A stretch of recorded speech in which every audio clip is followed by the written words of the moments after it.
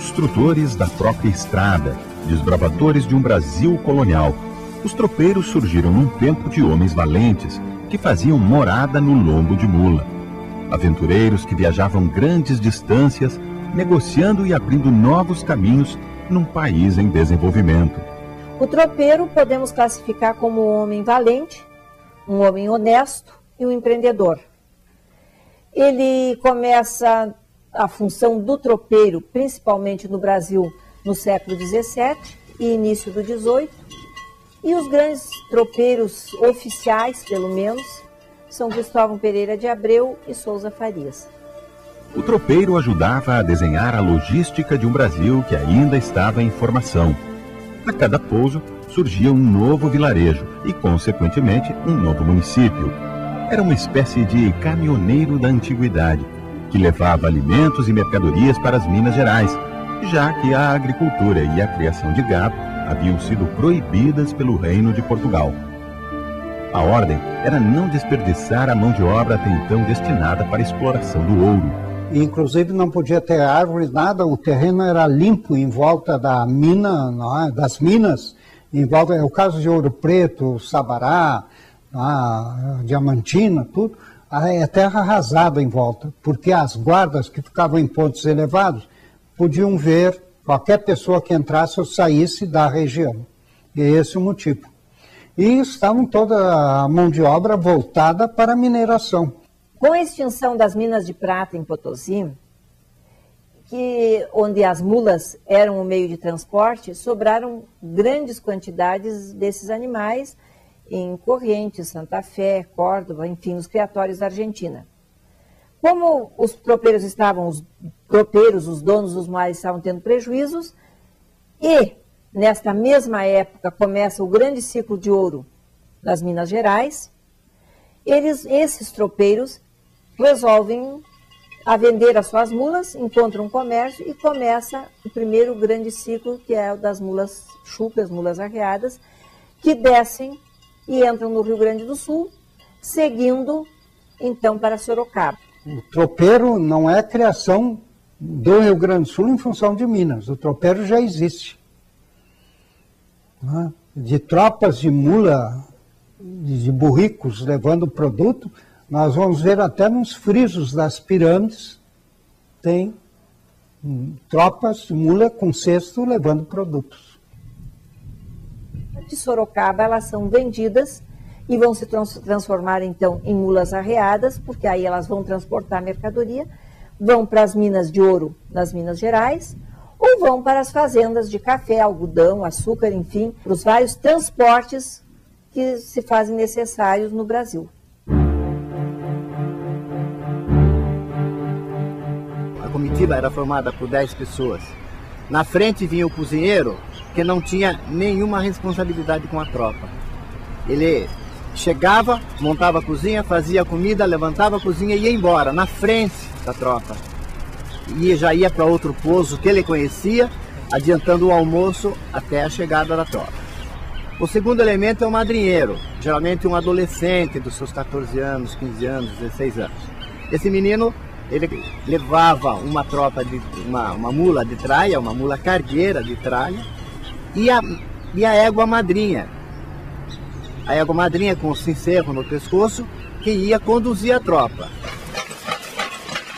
Ao lado do menino vem o capataz, ou o dono da tropa, que vai na frente, alertando para os perigos, determinando os caminhos, tal, o capataz. Ao lado da tropa e atrás da tropa vão os peões. Aí uns 6, 7 peões. Eles vão conduzindo a tropa, alongando a fila. Tem lugar que ela tem que passar 2 animais, um animal, tem lugar que pode abrir para mais.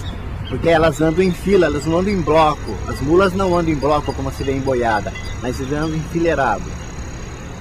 Então tem os peões que ficam do lado e atrás. Tem um peão que se chama arribador. Esse peão é quando há uma mula fujona, ele volta, ele deixa a tropa ir adiante e ele volta. E a grande honra, a grande glória de um arribador é trazer a mula de volta, como o grande vexame é não trazer. Então é o cara mais hábil, geralmente, da comitiva que volta para buscar a mula fujona, a mula extraviada. A história conta que existiam 3 tipos de tropas. As chucras, onde as mulas eram a mercadoria e o animal vinha sendo domado durante o caminho que ia do sul ao sudeste. As arreadas, que levavam nas tralhas produtos como sebo, charque e queijo. E por último, as bovinas. Importante destacar que, além do transporte de alimentos, de outras mercadorias, do comércio, enfim, que era feito no lombo das mulas, existiam, principalmente na região dos Campos de Cima da Serra, no Rio Grande do Sul e em Santa Catarina, as tropas de porcos e até tropas de perus. Isto destaca-se principalmente nos municípios de Bom Jesus e Vacaria. E os porcos eram cegados com cedenho, costurado às suas vistas, ou se colocava uma gota de criolina, para que ele cegasse e seguisse somente aquele que era o condutor com o sincero.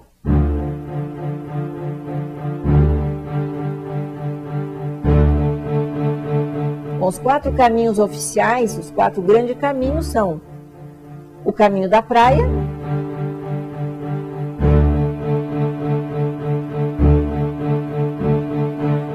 o caminho dos conventos,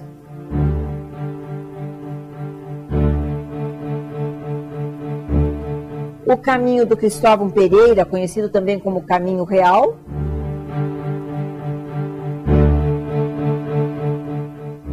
e o caminho das missões, que é o 4º caminho, que depois ele também tem ele muda um pouco o roteiro dentro do próprio Rio Grande do Sul. Todos eles, atravessando o Rio Pelotas, eles iam entrar no caminho que já existia e que levava até Sorocaba. O mais antigo, o mais tradicional, quer dizer, o berço do tropeirismo é o caminho de Viamão, que hoje uma parte é Santo Antônio da Patrulha, próprio Porto Alegre, a região de Porto Alegre. Então aí é o caminho pioneiro, o que se abre a partir de 1732, primeiramente por Souza Faria e depois por Cristóvão Pereira de Abreu. Eles abrem e vêm até Lages, de Lages eles vêm até Curitiba, e de Curitiba já existia até Sorocaba, São Paulo. Depois os outros, eles vão mudando à medida que vai mudando a criação de mula.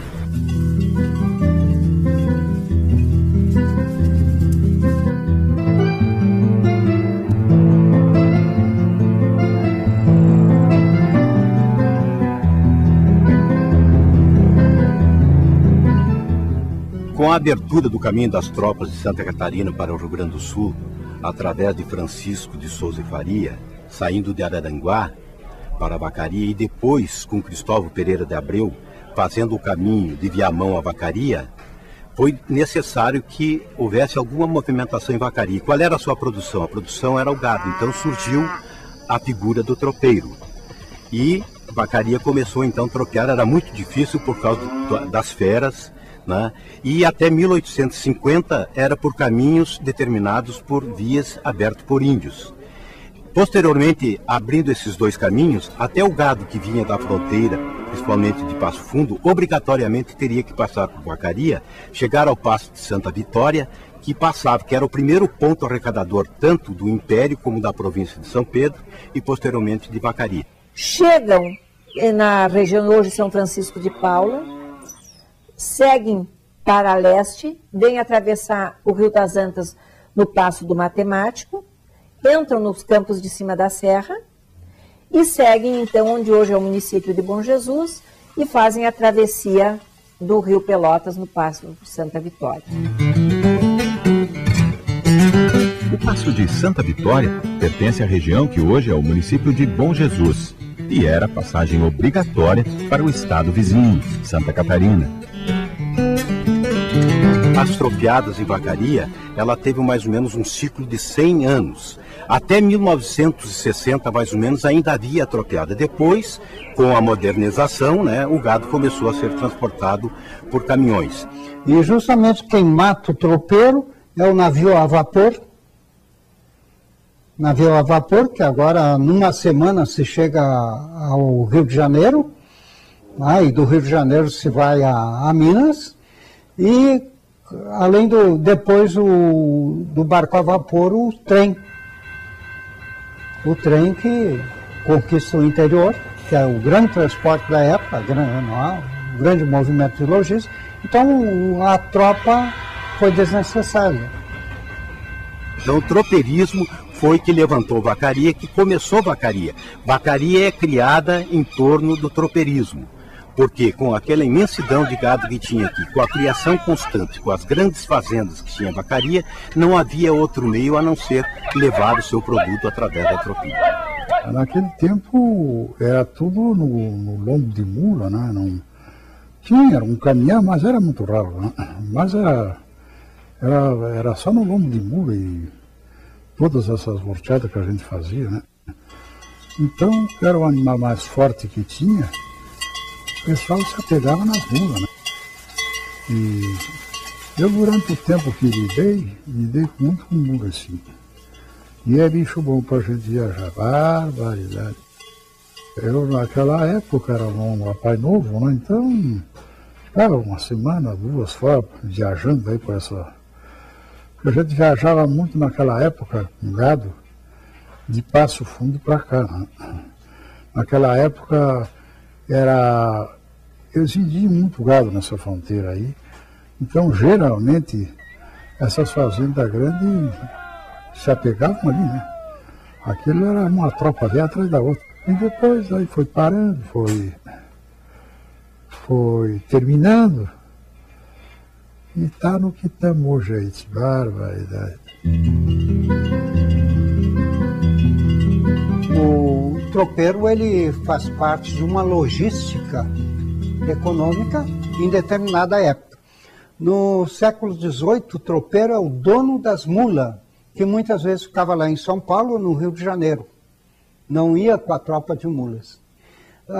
Depois começa a chamar de tropeiro, não só o dono da tropa, mas também um capataz. Os outros são chamados de peões e camarada. Tanto é que eu entrevistei em Bom Jesus um velho tropeiro e disse: o senhor foi tropeiro? E ele ficou assim: não, eu fui peão. Quer dizer, ele estabelecia a diferença. Hoje nós estamos chamando de tropeiro todos aqueles que andavam na tropa. O tempo, na época dos tropeiros, não era tão apressado quanto nos dias de hoje. Mesmo assim, os aventureiros sabiam que cada minuto era precioso numa viagem. Afinal, havia um cliente à espera da mercadoria encomendada.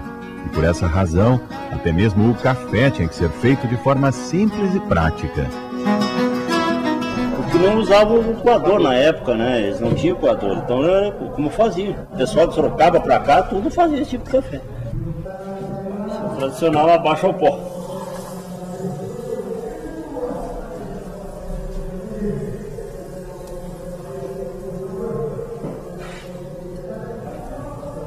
Tá pronto o café. Podemos servir.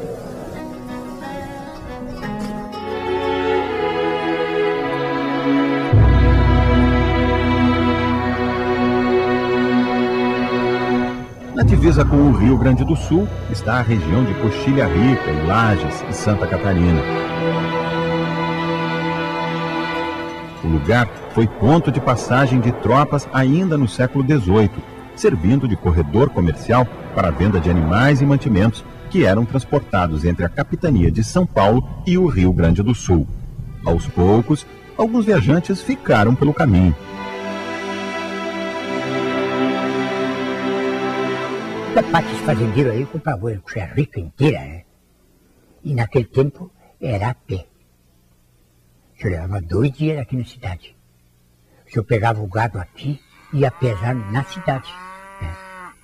E daí ia para a charqueta. Montava numa mula que não era bem mansa, né? Aí ia montar no campo aí, escapava da gente, né? E acontecia coisa. E eu tropeava com trazer sarro na fazenda.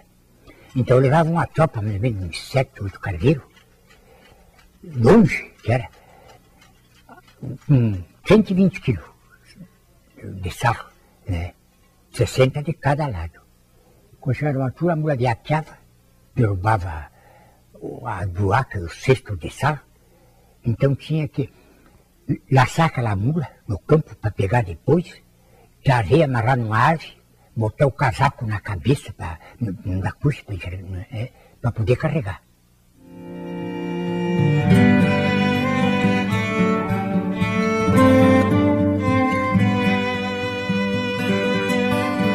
Nós fizemos uma tropeada 2 vezes por ano, sim.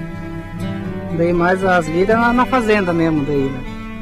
Nós temos um campo arrendado pra lá e daí tem que tropear daí. Essa viagem nós faz só aqui dentro, no interior mesmo aqui. Só daqui, de lá até pra cá. Fizemos uma média de 50 quilômetros, daí tem que ir parando, né, pro gado descansar, porque é um gado muito cansativo demais. Meu pai já passou já por essas lidas, assim. Meu pai era domador, né? Domador, laçador. Eu sou metido também, gosto. Eu gosto bastante.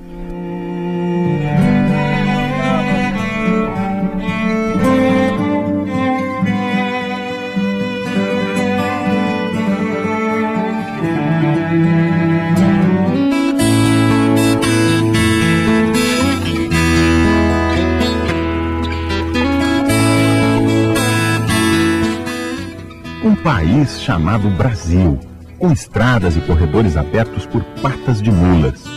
As façanhas do passado não são esquecidas pelos tropeiros de hoje. A história é mantida viva, a paixão ganha força e deixa de ser somente um resgate. Vira um movimento de preservação do passado. Um movimento que, inclusive, até hoje, nós vivemos ainda do tropeiro. Coisas deixadas pelo tropeiro, os costumes, a medicina caseira. No campo não tem todo o remédio que a gente precisa está no campo. É para curar um cavalo, é para curar qualquer coisa. Se você precisar, está no campo, né? Então a gente que já foi neto de tropeiro, filho de tropeiro, a gente sabe disso daí.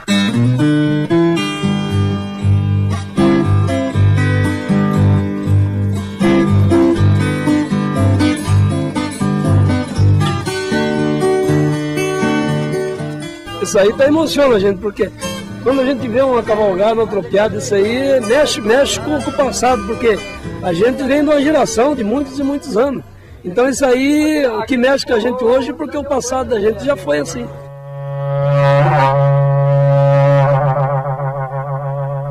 Então isso aqui resgata muita coisa do passado que as pessoas antigas viveram, então pra gente isso aqui é muito gratificante. Em nome do Pai, e do Filho, e do Espírito Santo. Amém. Homens de todos os cantos do país se encontram uma vez por ano para a tropeada. Viajam 10 dias por mais de 400 quilômetros de Itararé a Sorocaba e passam por 12 cidades do interior de São Paulo. Enfrentam a chuva, o frio e o cansaço, movidos por um único objetivo.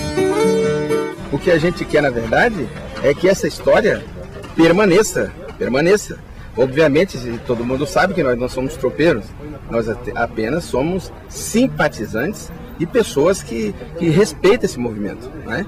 E por isso é que nós andamos aqui, fazemos tropeada, trocamos informações de um estado para outro, caso de Santa Catarina, Paraná. É exatamente por isso que nós estamos aqui. É apenas para reviver a história. Ninguém quer fazer história. Nós estamos simplesmente contando a história. Uma história que eu acho que é de extrema importância para o nosso país.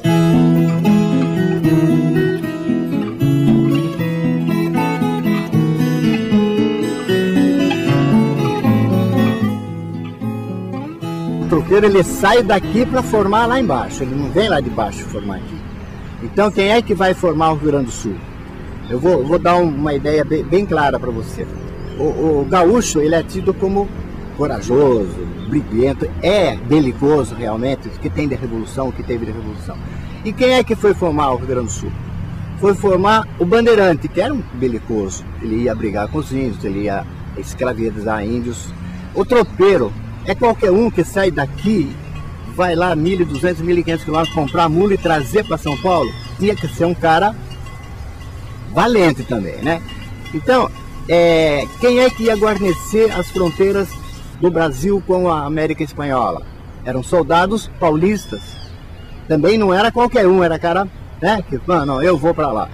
Então, esses três elementos que saem daqui e vão lá garantir a posse das terras que eram disputadas pelo rei da Espanha, é esse cara que vai, esses 3 elementos que vão formar o gaúcho, mais o índio deles lá, o nativo deles, é esse povo que vai formar. Tanto que a cultura gaúcha, até 40 anos atrás, ela era muito paulista. Ela era ditada pelas rádios de São Paulo, pela moda de viola e tal. Até que de lá para cá se fez um movimento tradicional e se resgatou aquela cultura típica e se vendeu aquela cultura típica. Um trabalho realizado pelos CTGs e que teve um excelente resultado. Então, a cultura de lá vai daqui. Depois, com o andar, ela teve uma personalidade própria lá e aqui continua com a nossa cultura da moda de viola, do fandango. As danças dele do fandango passaram para outros sapateados diferentes, então cada um seguiu o seu caminho.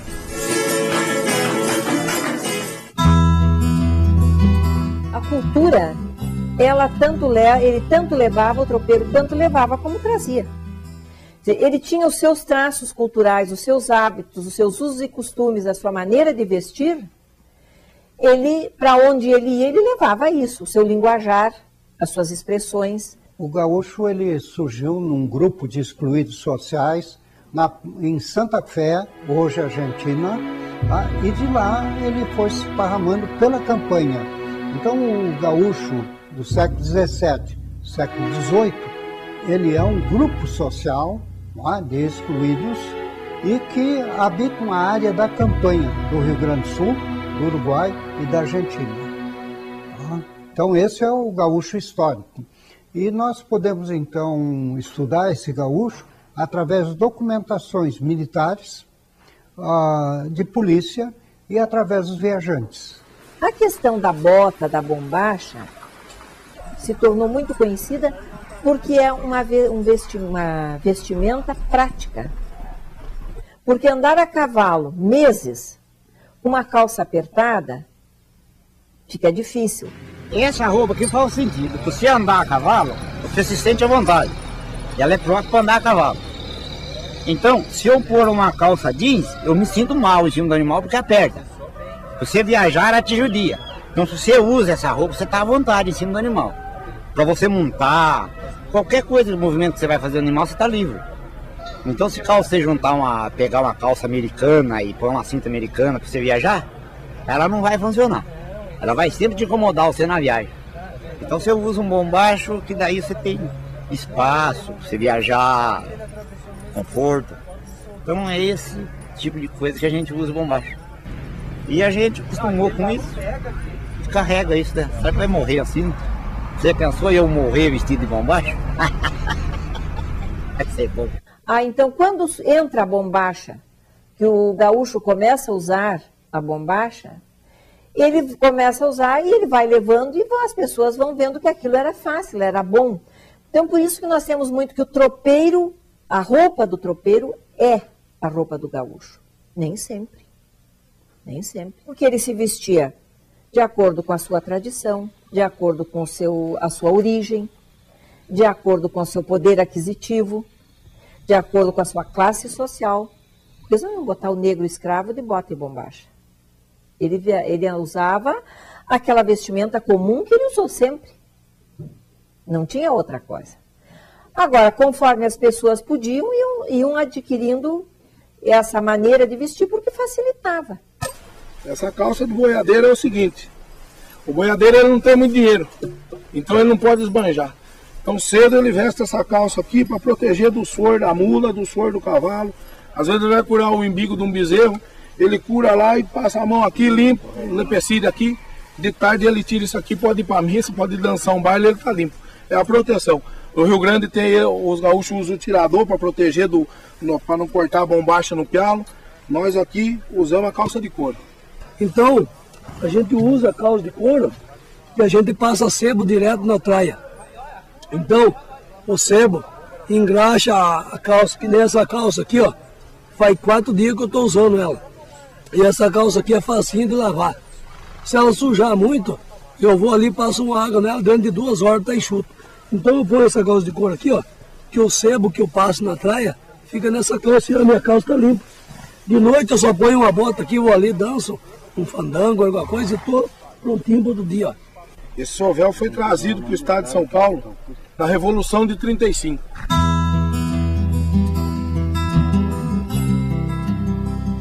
Quando os gaúchos vieram para o estado de São Paulo, eles trouxeram isso aqui e muito do povo paulista absorveu muito da cultura gaúcha. E hoje é uma mescla, porque o Brasil, graças a Deus, é um país rico de cultura. Porque um país sem cultura é um país que... Um povo que não tem cultura, ele é um povo, vamos dizer assim, um povo vazio. Não vai para frente.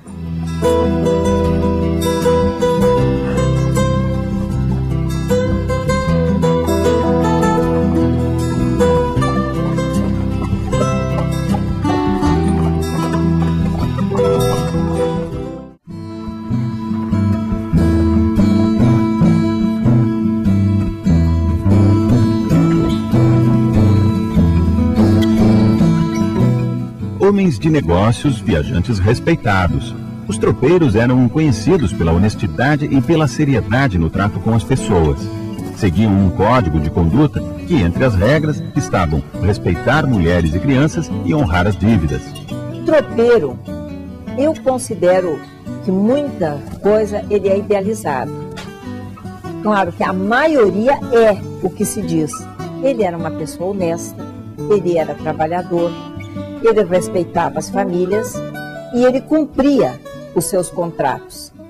Até porque, pelo tipo de negócio, pelas distâncias, pelo tempo que demorava uma tropa chegar lá, vender, deixar engordar, vender, receber e voltar, se ele não viesse pagar, ele não ia mais ter com quem comerciar. Se ele não respeitasse as famílias, os fazendeiros, os criadores, aqueles que intermediavam os negócios, não iam mais recebê-lo. Então, ele foi uma pessoa muito honesta. E até se criou uma expressão, o documento era um fio de bigode. Quer dizer, é uma expressão para dizer, não precisava documento escrito. Chegava ali e dizia, eu vou pagar em tal época, que pagava.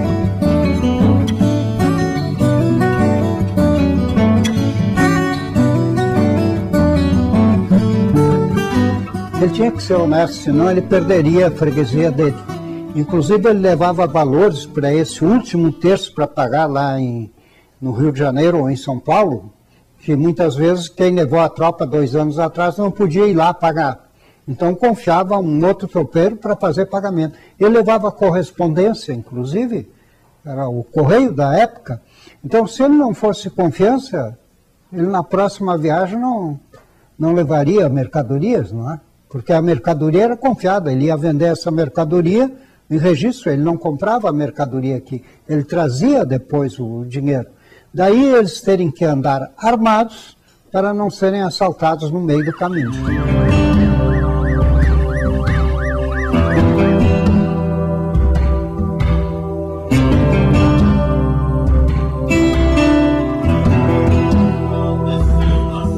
Hoje a gente ainda presencia nesse comércio que tem da turma da traia, da argola, de uma barrigueira, de uma cinta que seja comercializado, ainda é feito no negócio do fio de bigode. Que ele fica de voltar tanto, mas volta daqui 30, 60 dias e não tem cheque. É na palavra do negócio, né? As negociações dos tropeiros dos dias de hoje viram uma espécie de jogo, um desafio, onde nem sempre a vitória faz parte das regras. Quanto que é de morto? Sem conto! Sem conto, louco, agora! Quanto vale, Miguel? 1,50. Eu quero 100. 100? Quanto verda? Eu dou 60 pontos. 30? Tá bem. Coisa antiga, né? Coisa de... É um comércio. Vamos dizer, é o tropeirismo, né? Então não tem tropa para negociar, nem negociar. Agora com fivela. Uma hora você ganha, uma hora você perde, assim vai indo. Vai caindo e vai levantando. O tropeiro, ele age com a sua mula a mesma coisa de uma mulher com os brincos. Ele quer enfeitar sempre mais a sua mula. E cada um vai àquele concurso. Quem que tem a mula mais enfeitada chama mais atenção. Os tropeiros têm que passar de pai para filho, né? E assim vai passando de geração para geração. O que está acontecendo? Um tropeiro velho morre, cuidou a vida inteira de sua tralha para o seu neto, para o seu filho vender aí, preço de banana, né? O que está acontecendo hoje? vai ficando na mão de colecionadores. Futuramente não vai ter mais, não vai existir.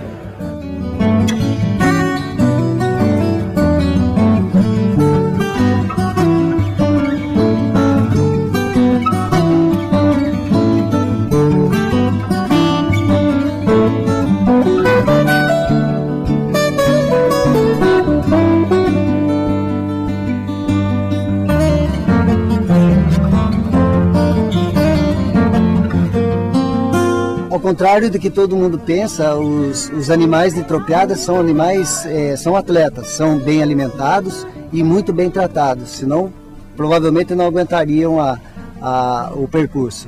E eles descansam um período muito grande. Se você imaginar que a gente para 6, 7 horas, eles ficam até 8 horas do outro dia, então ficam de 12 a 13 horas descansando. Então são animais preparados que não são executados numa parte de sofrimento, são só usados no período que eles aguentam mesmo. Assim, de doença, pouco apresenta doença. No caminho são animais rígidos, né, muito bem tratados. Então não tem esse problema. O que a gente pede é que seja uma alimentação adequada. O verde, né, que é o volumoso, e um pouco de concentrado, que é uma ração mais forte para eles ter estrutura para aguentar a cavalgada. São animais que têm uma resistência maior e são mais fortes também. Não desmerecemos os cavalos têm os méritos deles, mas para uma tropeada de quilometragem maior, esse é o animal mais indicado.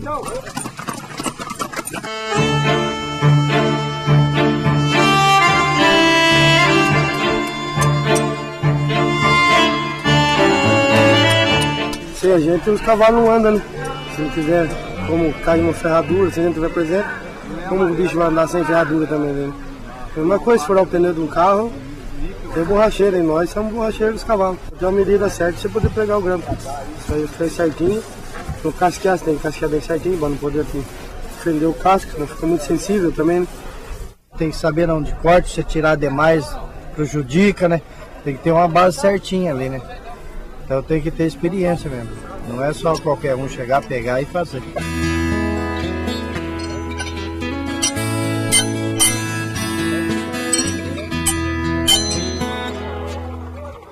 Tropeiro no interior de São Paulo ou em Paraty, no Rio de Janeiro. Não importa o lugar do Brasil, ele sempre vai levar na garupa a paixão e o orgulho da própria história. Que a gente está resgatando desde a tropa ao tropeiro. Então a gente está buscando, e cada um tem uma novidade, igual a gente está agora buscando o que é como se vive o tropeiro.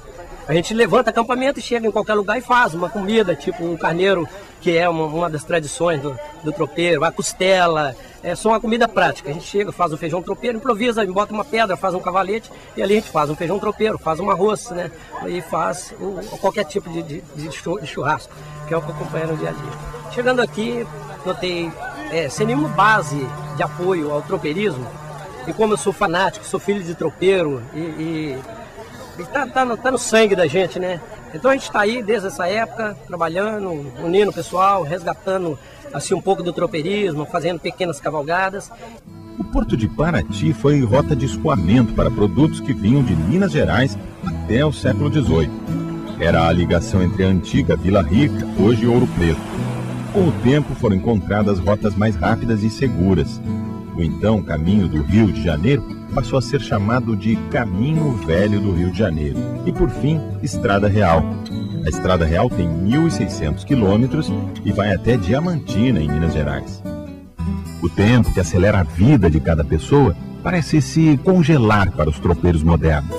Afinal, eles são guardiões de uma história que se mantém acesa em cada gesto, cada roupa, cada vez que alguém montar numa mula e seguir o rumo de uma tropeada.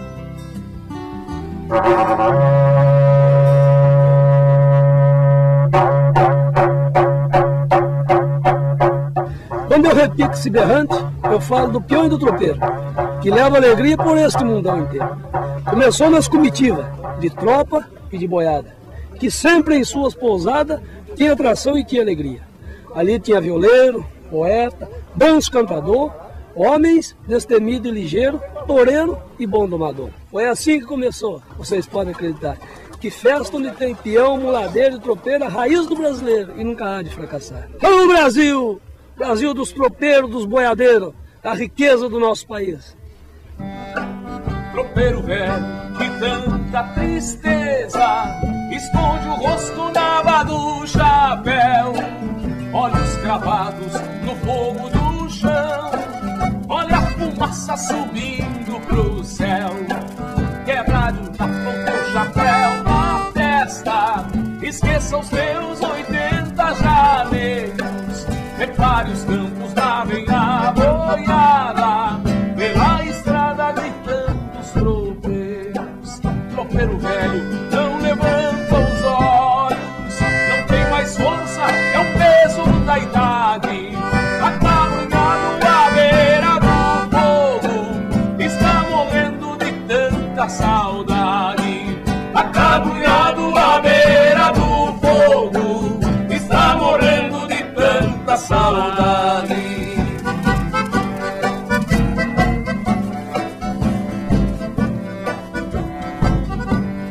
Tropeiro velho, que tanta tristeza, esconde o rosto na aba do chapéu, olhos cravados no fogo do chão, olha a fumaça subindo pro céu, quebra de um tapão teu chapéu na testa, esqueça os teus 80 jaleiros, repare os campos lá vem a boiada, pela estrada gritando os tropeiros.